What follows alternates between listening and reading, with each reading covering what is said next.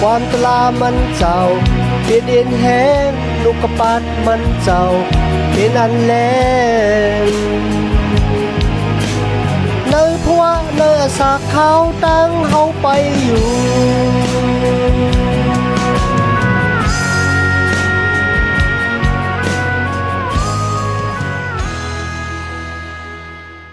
เมื่อสงค่าพี่น้องผู้ชมยินเสียงใต้ที่นับเยี่ยมกูโจกูปาย้ำหลีกตังสายลมอีกปะดังข่าวลุงดังเปิงไหลมาหบทบหบยาพี่น้องกากว่าแทงวันหนึ่งเขาย้อนหาตังหักแม่ตาตังนิมเสอตังสมซื้อมวลเปียวที่ลูกดีเท่าลาพระเป็นเจ้าเฮาคำมาแต่อยู่ในหูเสือเฮาคากว่าหังเผอหังมันสีกำคาพี่น้องค่ะมีลองอันหลีไข่โคอยู่เมียวหนึ่งมีพี่น้องหลายเจ้าคือที่เข้ามาเหตุการณ์ในเมืองไทยค่ะมาได้เป็นคนไต้คนมามาได้เป็นพี่น้องกัมพูชาลาวเวียดนามเช่นนั้นค่ะนะ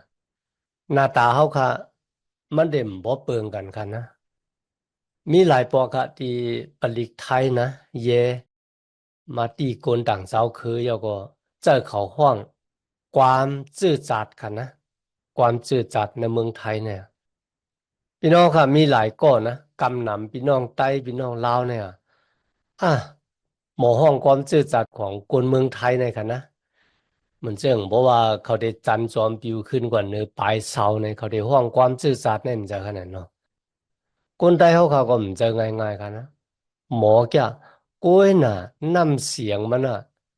มันได้แปลกเปิงกันอีกหนึ่งค่ะเขาได้ตีอะไรกันเดี๋ยวว่าอันนั้นมันจะคนไทยเนี่ยกันนะจอมหนังเดียวขาหูคันเนาะ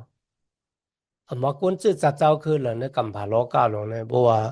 เขามีสิ่งจึงวันเมืองกันนะก็ได้มีความจื้อจัดเจ้าคือหางเผอหางมันค่ะ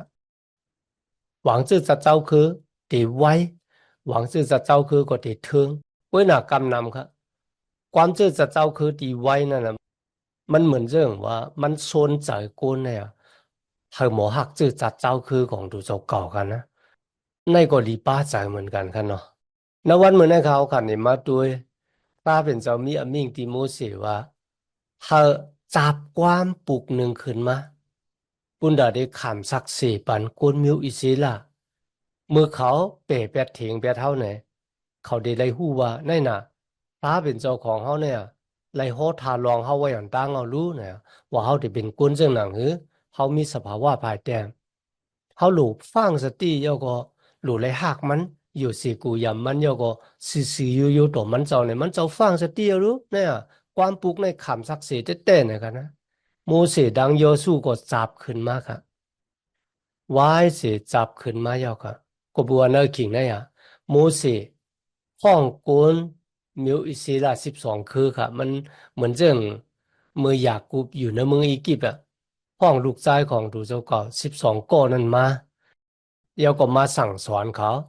มาพอทาลองอนาคตของเขาว่าจะเป็นเรื่องหนังหือดีในโมเสสก็ห้องเขามาเหมือนเรื่องดียากูบห้องลูกชายมัน12ก้อนนั้นมาค่ะนะปยอค่ะเอาสมัยแก้มลีกันเนาะแก้มเงากำผาตัวบ่ถึงแก้มมันฮอตลาเนี่ยเอาอัปปันก้นเดวีค่ะอีกประดังผู้อ่อนหูก้นมีวิเศษ12คืนนะคะเขาเอาปีเงียบตลาพระเป็นเจ้าเนี่ยกว่าแค่ไว้ หิมเตึกตาปฏิเงียนในซุ่มเถียงเฮือนคำของพระเป็นเจ้า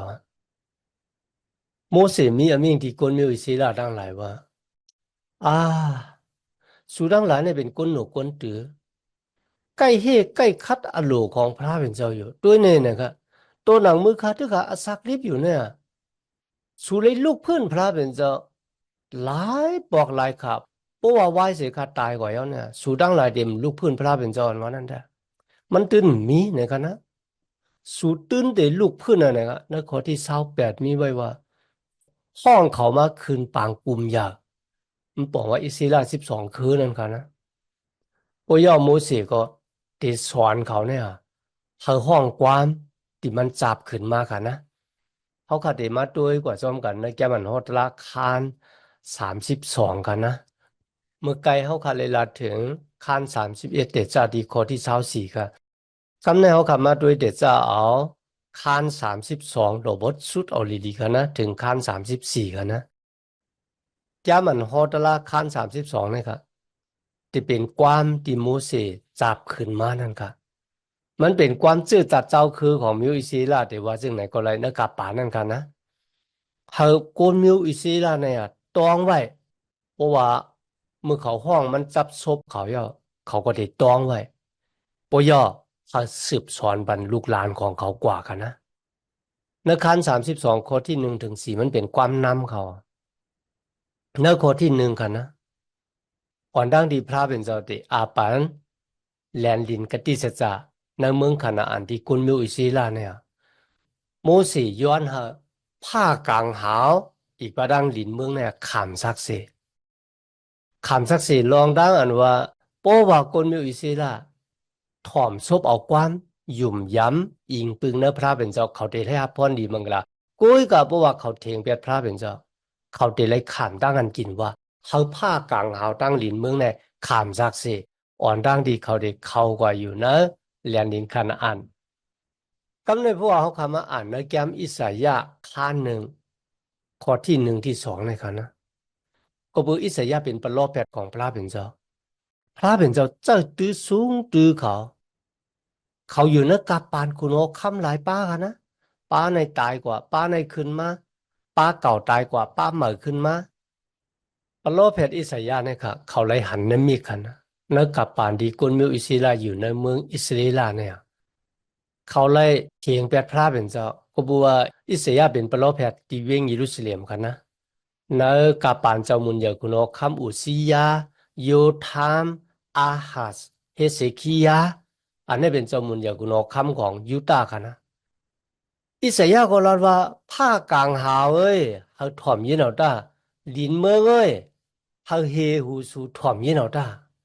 เขาเลยเลี้ยงลูกของเขาใหญ่ขึ้นมาสูงขึ้นมากุ้ยกับเขาทั้งหลายลูกพื้นเขาเนี่ยอ่อนดังเด็กเขามาอยู่ในแผ่นดินกติสจาโมเสสก็เขาผ้ากางเขาตั้งหลินเมืองในคำซักเซว่าให้เสเขาเข้ามาอยู่ในแผ่นดินคานาอันเมื่อเขาลูกพื้นพระเป็นเจ้าเนี่ยก็อิสยาห์ก็ว่าเขาผ้ากางเขาเลยตั้งหลินเมืองในคำซักเซว่าลูกของพระเป็นเจ้ามันจะเลี้ยงเขาใหญ่ขึ้นสูงขึ้นมาเยอะเขาเลยลูกพื้นพระเป็นเจ้า พอลูกขึ้นก็มันบอกว่าเขาได้เลยคำทั้งกันกินว่าพี่น้องค่ะเขามาอยู่นะแลนดินกติสจักรข้าวดัง7 ปากปีค่ะนะพี่น้องอาโลเอ้ยพี่น้องค่ะโกนเฮาขาดเนี่ยมันมีสภาวะพ่ายแต้มลืมลองดีๆต้องซ้ำกว่าต้องลองดีๆลืมกันนะมันเป็นใจสะโพกที่คือลูกพื้นพระเป็นเจ้าอยู่ดาเซียที่อยู่ในโกนในกันนะ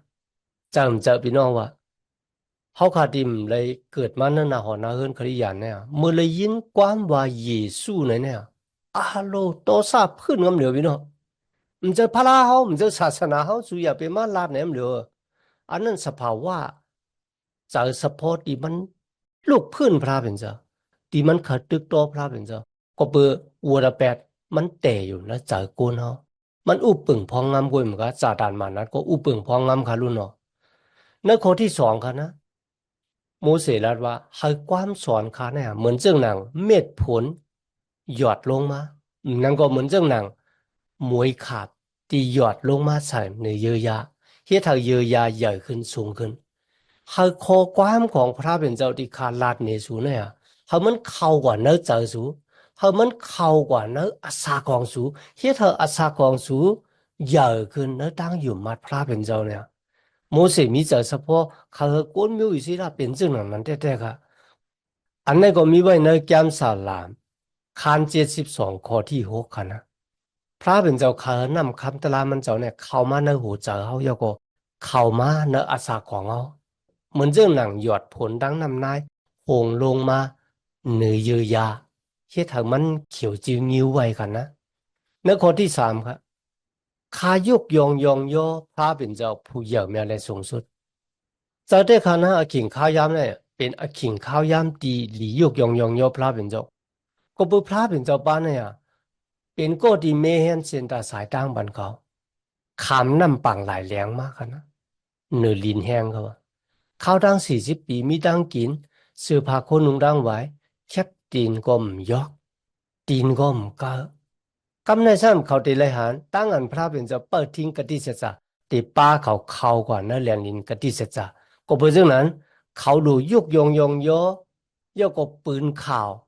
พ่อหมอกลัดก้นดังหลายถึงลองตั้งเหยื่อเมียดของพระเป็นเจ้าครับนโคที่สี่ลัดถึงหินพี่น้องค่ะในคันเนี่ยมีความว่าหินอยู่7 ปอกหินนั่นเยื่องถึงเจ้าเยซูค่ะนะในข้อที่5ข้อที่6ค่ะนะคนอิสราเอลทั้งหลายเนี่ยเขาตอบแทนตั้งหลีงามของพระเป็นเจ้าลุยตั้งเมือกเรื่องอ่ะเจ้าเฮ็ดตั้งดีตอบแทนตั้งดีค่ะนะเฮ็ดตั้งเมือกเรื่องตอบแทนพระเป็นเจ้าค่ะนี่พี่น้องก็องรัดว่าก็มันง่ายกันดังปู่หมอนเฮาก้อยนะครับปู่หมอนของคนโลกาก็เป็นอาดัมพระเป็นเจ้าลีต่ออาดัมมอก็ผ่านสร้างเฮ็ดกันผ่านโลกาหวยในปันมันปโยก็ให้มันอุปเปิงเครื่องเปิงกามีในกัมพาโลกากันนะมาได้เป็นสัตวะเนื้อน้ำเนื้อลินเมืองนะมาเข้าวงน้ำพระอุปเปิงมันยังลูกพื้นพระเป็นเจ้ารู้เนี่ยก็เปิดเรื่องหนังนั้นในหนาเนี่ยคนมิวอิศิลาก็ย่อคนกูเจ้าคือก็ย่อมันดึงมีสภาวะตั้งหันลูกพื้นก็เพราะว่ามือเขาเก่งเป็ดพระเป็นเจ้าบูรเป็ดมาอยู่เนอะจุดอาสาของเขาตั้งอันเขาเป็นลูกของพระเป็นเจ้าเลยขามตั้งอันแตกขาดแปดเขาไม่ใช่ลูกของพระเป็นเจ้าคุยกันในวันเหมือนไงที่เขาเป็นลูกของพระเป็นเจ้าเลยก็เลยตั้งอันเขามาตอนห้าบอกจุยสู้เขาจึงมีอควางเลยเป็นลูกล่างของพระเป็นเจ้ามันก็จะแต่ค่ะนะในตึกค่ะเป็นปุกความที่โมเสสสอนบรรพคนมิวอิสราค่ะนะมาถึงตั้งหลีของพระเป็นเจ้าค่ะเดี๋ยวจะเอาข้อที่7ต่อไปถึงข้อที่14ค่ะนะ他สู่คุกจะอะไรหลีนะครับนะเขาสู่เจนจ้าด้วยนะครับเขาสู่กว่าถามปู่หมอนของสู่ปอของสู่ทั้งหลายนะครับเขาเดลาดในสู่กาก่อนปุ่นขึ้นปะหลังมาเนี่ยเขาไล่จอยแถมเขาไล่เก่ยอดเอาสู่ซึ่งหนังเออเขาหักสู่ซึ่งหนังเออนะครับเจ้าเด็กค่ะนะพระเป็นเจ้าหักเขาพระเป็นเจ้าลาดว่ามันเจ้าหักเขาเนี่ยเหมือนซึ่งหนังหักมอนตามันเจ้าพี่น้องครับมีคนก็เริ่มหักมอนตาของตัวเจ้าก็พระเป็นเจ้าหักเขาเหมือนซึ่งหนังหักมอนตาของมันเจ้าปอยพระเป็นเจ้าพึกเขาครับพี่น้องค่ะที่ในโมเสสเลยลัดถึงนกขังล่อครับความไทยห้องว่านกอินทรีนกขังล่อนกคุ้งหลวงกันนะนกคุ้งหลวงเนี่ยเพราะว่ามันเล่งลูกมันใหญ่มากกันนะหาตั้งกินปันลูกมันตัวบ่ใหญ่นะลูกมันใหญ่เอากันนะหมอวีนเอาก็น่ะมันไม่ใครวีนฮะโอ้มันใครวีนในแม่นกเนี่ยเอาปีกมันกว่าเขกว่าอีลูกมันหางมันอยู่สูงนะครับอยู่ที่หน้าผามันก็อยู่ในต้นไม้สูงกันนะมือแม่มันเอาปีกอีมันตกลงมาน่ะมันกาอะไรวีนะพี่น้อง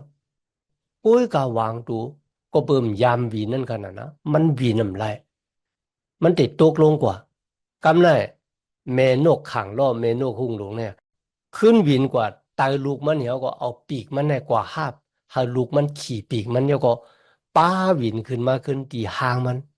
ปยอกว่าเอาตังกินตังย่ามาเลี้ยงมันแทงหมอก3-4 วันว่าเห็นนั่นก็อีมันตกแทงต่อว่ามันหมอวินเขาที่ในโมเสสลาดว่าพระเป็นเจ้าพึกสูเขาสูหมอวินปุ่นดาได้วินกว่าซ้อมพระเป็นเจ้าในครับนะวางบอกเขาสู่เลยหวบทบตั้งหยาบเพิดนะจากได้ขนาดจากกุนมิวอิสราคุยเขาขาดังหลายดีอยู่มาตั้มเสนในจุอิสุเนี่ยวางปอกขันนะพระเป็นเจ้าก็พึกเขาปุ่นดาได้หมอวินปุ่นดาปีกเขาได้แข็งขาวได้แข็งแล้วก็ไปกว่านักเส้นตั้งของพระเป็นเจ้าในข้อที่12กันนะมีพระของคนต่างเจ้าคือ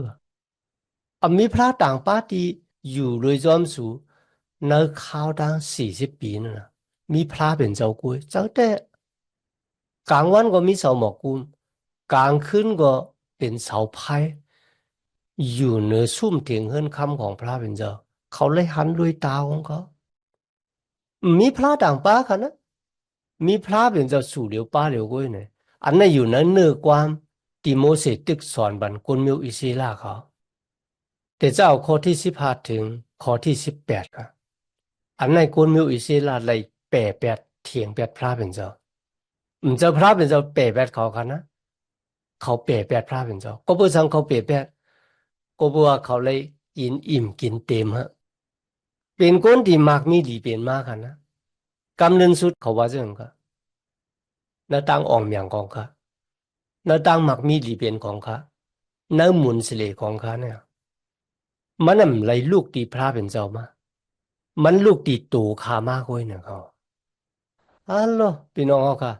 อันนี้เป็นปลูกความดีโมเสสสอนเขาว่าลองในดีปอปอกเป็นมา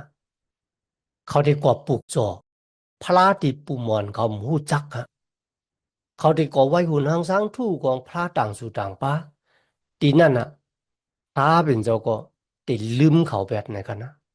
มาถึงข้อที่19ต่อมาถึงข้อที่25นะพระเป็นเจ้าติดจีอย่างคนมิวอิสิละอัลโลปลูกความที่สอนบันเขาในเข้มนะปุณดาได้คำสักเสว่าเมื่อสูเขากว่าอยู่นะเรียนลินกติสจายอ่ะสูได้เฮ็ดจึงหนังคือต่อพระเป็นเจ้าพระเป็นเจ้าป้าเนี่ยเป็นเจ้าพระที่สปริงอยู่ได้เนี่ยมันเจ้าหู้อัตเตปิจุปันอนาคตอันเจ้าหู้ลองจื้อจัดเจ้าคือของสูกวยนะกวยกับมันเจ้าหู้ลองจื้อจัดเจ้าคือกูเจ้าคือในกัมบาโลกะเลยหู้ลองโกนก็เลยก็นั่นป้าเนี่ยมันเจ้าเป็นเจ้าพระที่ใหญ่แม้และสูงสุดเนี่ยมันเจ้าเตะค่ะนะพี่น้องค่ะในข้อที่26ต่อไปถึง42นะพระเป็นเจ้ายังตีเปิ้งมุงทามองทาให้สูหนองตาตั้งพี่เจ้าคุกจะไรไม่เจ้าวัวเป็ดวายนามหามันเจ้าเชิงสุดกูเจ้าของสูพระเป็นเจ้าตึกเปิ้งมองสูเนี่ยฮะก็เบอร์สังเนี่ยก็เบอร์ว่ากูว่าหยานสูของสูเนี่ยตีทางพิษทางเปิงว่าเขาเป็นผู้กัดแขนตีแต่มันดังอันเขา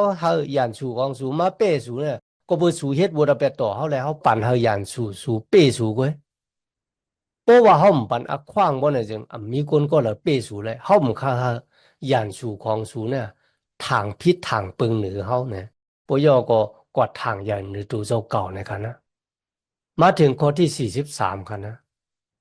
โกนตังกำผาล้อกาลงเนี่ยติเลยฮับพรดีมังกลาโฮมเลยซ้อมกันตังกวนมิวอิซีละอันนั้นลาดถึงเยื่องถึงตั้งอันเจ้าเมสสิยาที่มาเกิดเนื้อจืดจัดเจ้าคือของเขา โกนกูเจ้าคือในกัมพาโลกาตีเลยฮับพรหลีมังกลาโฮมรวยกัน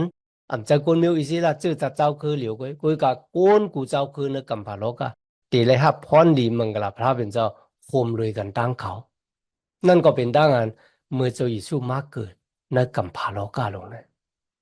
อันนั้นมันเป็นปลูกความให้คนมิวอิสิละห้องกุยกับมันเป็นดังนั้นปันสติฟังสติเขาไว้อันทั้ง พี่น้องก็ลีอามแต่บอกว่าโมเสสลาดว่าลองตั้งตีขาดจับความปลูกในมาให้สู่ห้องจับซบลูกหลานของสู่เนี่ยมันน่าจะลองเล็กๆมันเป็นลองใหญ่ก็เพื่อลองตั้งติดสู่ที่เฮ็ดต่อพระเป็นเจ้าเนี่ยมันได้มีมาในอนาคตสู่อัปเดว่าเฮาไม่เฮ็ดกล้วยน่ะโจลูกปานลานสู่สืบยาวสืบหนึ่งเขาได้ลืมพระเป็นเจ้ากว่าพระเป็นเจ้าหู้สภาวะภายแต้มนะจุตาสักของเขาขาดแต่กันนะ ปอยอวายเสโมเสสสอนโกนมิวอิสราเฮ็ดความปลูกเนี่ยจับซบเขาจะพระเป็นเจ้าลาติโมเสว่าหามาคืนกว่า100อาบาลิม100เนโปในกันนะที่มันอยู่ซื้อนากันตั้งเมืองเยริโคพระเป็นเจ้าลาติโมเสว่าเมื่อมากว่าถึง100นั่นนะเขาได้เปียในแลนดินกติสจัดที่เขาเลยปันไว้ที่อับราฮัมอิสากยากูบ หางมาไหลตัวหันโดยตาของมาเต็มไหลเขาก็เบื่อสังเนี่ยก็บัวมั่มถ่อมาความเก่าที่คาเดสปาราเนียที่พระเป็นเจ้าจังสั่งหมักหินนั่นน่ะหันน้ำไหลออกมาก้อยน่ะมันซ้ำกว่าโป้กันนะก็เบื่อจังไหนตีไหนค่ะมีอะขว้างเข้ากว่าที่ไหนก็มีคนฮับเจ้าพระเป็นเจ้ามีดังวนเจ้าใครเจ้าว่าโมเสสเนี่ยเป็นผู้ต่างตูของปิญญาตราพระเป็นเจ้าก็บัวโมเสสเลยฮับปิญญาตราพระเป็นเจ้า ปิญญาตราสิปานั่นกันนะโมเสสเป็นผู้ต่างตัวลองตั้งที่โมเสสเลยเขาก่อนนะเรียนลินกติสจารเนี่ยก็บัวปิญญาตรานั่นน่ะมันเด็กเข้ากว่าในเมืองกระเดียนแคมสามเลยมันบอกว่ามีคนก็ละที่เด็กกำจ้างจอมหนังปิญญาตราพระเป็นเจ้าย่อก็เป็นคนสื่อต่อย่อก็มือถึงเมืองกระเดียนแคมสา เป็นก้นสื่อต่อยก็มีอขว้างเข้ามือในเมืองกระดิ่งแคมสาของพระเป็นเจ้ามันปองว่าปิ้งยัดตลานั่นน่ะผุยเปียนี้เฮาโกนเอาหัวอันละเป็นวัวแปดกุ้ยกับปิ้งยัดตลาเลยมาจอยแก่ชอดเอาโกนเฮาป้นสีวัวแปดเลยมันผุยเปียเนี่ยก้อยอันนี้เป็นวัวแปดอันนี้เป็นวัวแปดเฮ็ดอันนั้นดีเฮ็ดอันนั้นดีเนี่ยก็นั่นก้อยกับมันเลยจอยโกนเฮาเนี่ยเฮาเป็นก้นสีต่อแล้วก็เฮาเลยครับตั้งเกียรติชอดเลยมีก้นก็เหรอปุ่นดาได้กำจ้างซ้อมหนังปิ้งยัดตลาพระเป็นเจ้า ต่อบ่เป็นก้นซื้อต่อไรข้าวดังหนึ่งเหงหาปากปีก้นมีอิสลาเขามีก้นก็เราเป็นก้นซื้อต่อโจไรนั่นสายตาพระเป็นเจ้าก็เพื่อเรื่องหนังไหนเขาว่าปิ้งหยับตลาจึงหมอป้าโมเสเนี่ยเขาก่อนนะนางลินขานาอันนางลินกติจจานั่นไรเป็นตั้งวันจะใครจะอันดีแต่ค่ะในวันเมื่อนี้ก็ดีเขาค่ะเป็นก้นซื้อต่อแล้วก็มีขว้างเขามืออยู่จอมพระเป็นเจ้าไหว้เสียตายออกล้อก้านในกว่า จะก็เปือเขาค่ะกำจ้างซ้อมหนังปิ้งหยับตลาพระเป็นเจ้าเต็มทนไหลกุ้ยกะลุยตั้งอยู่มาตั้มจะในจุยสุคริตพระเป็นเจ้านับว่าเขาค่ะเป็นคนซื้อต่อแล้วก็มีอาขว้างเข้ามืออยู่ในหนังดินกติสจาเมืองกัดเย็นแคมสาของพระเป็นเจ้าค่ะอ๋อกำเนิดเขาค่ะเข้ามาถึงแก้มฮอตลาคาน33ค่ะนะ ข้านได้เป็นตั้งอันโมเสปันพรดีมังกลาที่คนมิวอิสรา12คือเขาอ่ะอันนี้ก็ง่ายกันตั้งอยากกูปันพรดีมังกลาที่ลูกตูเจ้าเก่าในเมืองอียิปต์อ่อนดังที่เขาได้ตายค่ะนะโมเสก็เฮ็ดจังนั้นค่ะในข้อที่6ค่ะนะย้อนหาลูเบนอาศักลิบอยู่อย่าให้ตายอย่าให้ก้นของเขามีมาในค่ะนะ โมเสสสุดต้องโมเสสย้อนพรหลีมังกล่าวว่ารูปเบียนเนี่ยเขาเดมเซนสุดหายลายกว่าที่กนจื้อจัดเจ้าคือมิวอิเซลาพอยอมาถึงจื้อคือยูดาค่ะว่าจื้อคือยูดาเนี่ยจะเป็นคือของสมุนยากุนอคัมแล้วก็เจ้าเมสสิยาก็ได้เกิดมาที่จื้อจัดเจ้าคือยูดาในข้อที่10ค่ะในจำเป็นคือเลวีค่ะนะ คือเลวีเนี่ยที่เป็นคือที่สอนปิ้งหยับตลาพระเป็นจะปั่นกลมิวอิสลาแล้วก็ที่เป็นก็ดีกว่าแค่กว่าตั้มน้ำสาเครื่องหอมเผาปลุกจอหลู่บนพระเป็นเจ้าแล้วก็ที่เป็นก็ดีอยู่ครึ่งกลางตั้งกลตั้งพระหลู่เครื่องปลุกจอบนดาเดพีบุรเปดปั่นกลมิวอิสลาทั้งหลายเนี่ยเขาเลยย้อนพรดีมังลากุ้ยมังกาค่ะนะมันเป็นความประโลภแผดป่ะ คือเลวีค่ะเป็นคือคนที่เลยหับมุนสเลก็แปลว่าพระเป็นเจ้าเลือกเขาเขามาเป็นก็ที่อยู่วงกลางต่างคนต่างพระเป็นผู้ต่างตูของโกนเมียวอิเซลา12คือค่ะเนาะความอันปันพรดีมังลาที่โกนเมียวอิเซลา12คือเนี่ยก็มันมีดังอันง่ายกันแล้วก็มีดังอันแปลกเปลืองกันดังอยากกูบอยู่ค่ะย้อนพี่น้องเอาคำมาอ่านด้วยค่ะนะคำในเอาคำมาถึง จะมันโหดละคานลื่นสุดค่ะนะคาน34ครับที่นั่นครับเป็นรองตั้งโมเสสเลยตายพระเป็นเจ้าลาตีโมเสสว่าเขาสูงขึ้นกว่า100ในปอนะคะนะกว่าถึงที่จิกร้อยปิสกาที่มันอยู่ซื่อกันดังเมืองเยริโคเนี่ยครับที่นั่นครับพระเป็นเจ้าก็เขาโมเสสเลยตัวหันนะ เมื่อมันขึ้นกว่าถึงเหนือจิกลอยก็พระเป็นเจ้าให้มันตุ้ยหันแลนดินคานาอันต่างสิ่งต่างหมดก็อำว่าที่อยู่ของรูเบนมนัสเสกาดที่อยู่ของยูดาห์ที่อยู่ที่เราเนี่ยพระเป็นเจ้าให้มันไหลตุ้ยหันทั้งสิ่งทั้งหมดในเป็นนางลินที่เขาเลยปันกติเสสาไว้ที่ปู่มอนของสู่อับราฮัมอิจากยากูบเนี่ย พระเป็นเจ้าเลยป้าโมเสสมาถึงที่ได้ฮาเลยหันลุยตาของตัวเจ้าก็กุ้ยกับเขาเลยเขากว่าในแหลนดีนั่นค่ะในข้อที่6ค่ะพระเป็นเจ้าเป็นก็ที่ผังตัวตายของโมเสสผังไว้ดีในเกว่างกลางร้อยนั่นนะครับพี่น้องครับมีพระหันตัวตายของโมเสสครับวางกันพระเป็นเจ้าอัปเดตไม่จะจอมคนมีอิสระเพราะว่าเขาหันตัวตายโมเสสลิมลีเขาอัปเดตเอาตัวตายโมเสสเนี่ยมาไว้เนาะว่าโมเสสเป็นเจ้าเมียดไหนกันนะ พระเป็นเจ้าเป็นก็ที่พังตูตายของโมเสสในเขาพี่น้องค่ะโมเสสเลยเขากว่าเนื้อเรียนลิกติสัจจะของพระเป็นเจ้าก็เพราะว่าปิ้งอัตราพระเป็นเจ้าจอยโกนเขาค่ะเข้าเมืองกลางเอาเมืองพระเป็นเจ้าเลยมีจุดสู่ป้าเหลียวไว้ค่ะทีเดจอยโกนเขาค่ะเข้ามือถึงเมืองกัดเย็นคำสาของพระเป็นเจ้าเลยพี่น้องค่ะที่ในลีอามนะวันดีเจ้าเยซูขึ้นกว่า100นั่นกันนะ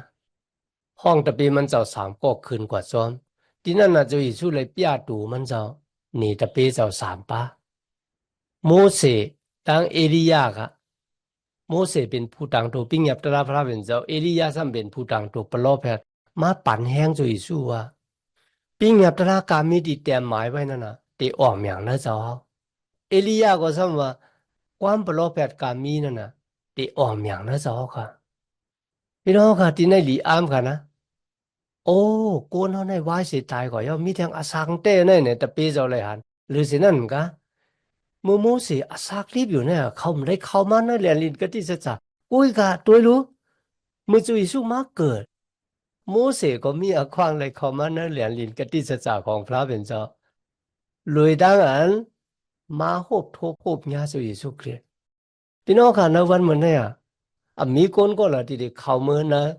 แลนดินกติสัจจะของพระเป็นเจ้ามึงกระเดียนย้ำสานะที่มีน้ำตามีทั้งห้องให้ทั้งสิบทั้งเสียบทั้งไข่ทั้งเปลี่ยนทั้งเท่าทั้งเกศทั้งตายมีนั่นนะมีคนก็ละมีความเข้ามือไรหรือเสียเข้ามาทางเจ้าเยซูคริสต์ต่างกี้สู่พระเป็นเจ้าในวันเหมือนในเขาขาเลยเห็นจะมันโหตละสุดกว่าเย้ากว่าที่ในวันเหมือนในต่างกี้สู่พี่น้องขัดที่มาเห็นหูน้ำคำตลาพระเป็นเจ้าก็ซ้อมกัน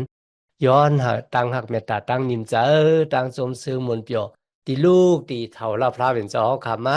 โตขอดแถวถึงพี่น้องขากว่าหังผาหังมันเสกรรมค่ะมาสุงค่าความตลามันเจ้าเป็นเอ็นแห้งลูกกระปัดมันเจ้าเป็นอันแรง